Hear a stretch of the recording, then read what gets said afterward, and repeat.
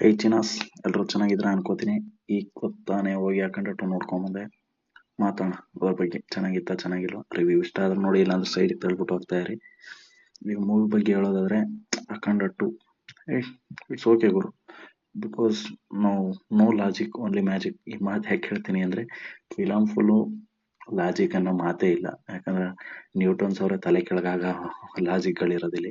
ಅದಕ್ಕೆ no logic only magic because of ಭಯಪಟ್ಟು Srinu and ನನ್ನ ಮುರಿತಮ್ಮನ್. ಯಾಕಂದ್ರೆ ಅವ್ರು ಇದ್ದಾಗಲೇ ಎಕ್ಸ್ಪೆಕ್ಟ್ ಮಾಡ್ಬಿಡೋದು ಫಿಲಮ್ ಅಲ್ಲಿ ಲಾಜಿಕ್ ಇರಲ್ಲ, ಏನೋ ಮ್ಯಾಜಿಕ್ ಇರುತ್ತೆ, ಅದಕ್ಕೋಸ್ಕರ ಹೋಗ್ಬೇಕು. ಇನ್ನೊಂದು ವಿಷಯ ಹೇಳೋದಂದ್ರೆ ತಮ್ಮನವರು ಬೆಂಕಿ BGMಗಳ ಬೆಂಕಿ ಸಾಂಗ್ಗಳು. ಥಿಯೇಟರ್ ಫುಲ್ ಅವರಾರ ಸಾಂಗ್ ಬಂದಾಗ ಇಡೀ ಥಿಯೇಟರ್ ಕಿರ್ಚಾಡ್ತೀನಿ. ನಾನಂತೂ ಕುಣಿದಾಡ್ಬಿಟ್ಟಿದ್ದೀನಿ.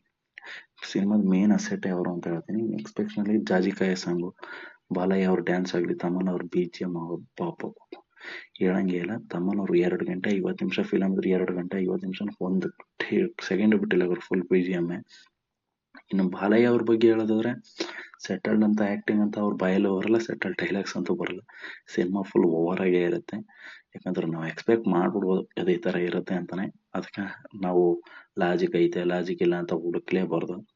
ನೆಕ್ಸ್ಟ್ ಅಷ್ಟೇ ಪಾಸಿಟಿವ್ಸ್ ಅಂತ ಜಾಸ್ತಿ ಏನಿಲ್ಲ. ನೆಗೆಟಿವ್ಸ್ ಅಂತ ಬಂದ್ರೆ ಆ ಹುಡುಗಿ ಕ್ಯಾರೆಕ್ಟರ್ ಅಂತ ಹೇಳ್ತೀನಿ. ಬಂದಾಗೆಲ್ಲ ನಮ್ಗೆ ಯಾಕೆ ಬಂದ್ಲು ಗುರು, ಯಾಕೆ ಡೈಲಾಗ್ಗಳು ಅಂತ ಇಲ್ಲಾಜಿಕಲ್ ಸೀನ್ಸು ಇಲ್ಲಾಜಿಕಲ್ ಡೈಲಾಗ್ಗಳು ಬರುತ್ತೆ. ಬಟ್ ಓವರ್ ಆಲ್ ಆಗಿ ಹೇಳೋದಾದ್ರೆ ಮೂವಿ ಒಂಥರ ಫೆಸ್ಟಿವಲ್ ವೈಬ್ ಮಾಡ್ಬಿಟ್ರು. ಒಂದೊಂದು ಹಿಂದೂ ಧರ್ಮದ ಬಗ್ಗೆ ಮಾತಾಡಿರೋದಾಗ್ಲಿ ಎಲ್ಲರಿಗೂ ಇಷ್ಟ ಆಗುತ್ತೆ. ಇನ್ನು ನಾವು ಇಲ್ಲಾಜಿಕಲ್ ಸೀನ್ಸ್ ಅಂತ ಎಲ್ಲ ಹುಡುಕಕ್ಕೆ ಹೋಗ್ಬಿಡಿ. ಫಿಲಮ್ ಫುಲ್ ಇಲ್ಲಾಜಿಕಲ್ ಸೀನ್ಸ್ ಇದ್ರು ಅದು ಮ್ಯಾಜಿಕ್ ಆಗ್ತದೆ. ಇಷ್ಟ ಹೇಳ್ತಾ ನಾನು ಮುಗಿಸ್ತೀನಿ.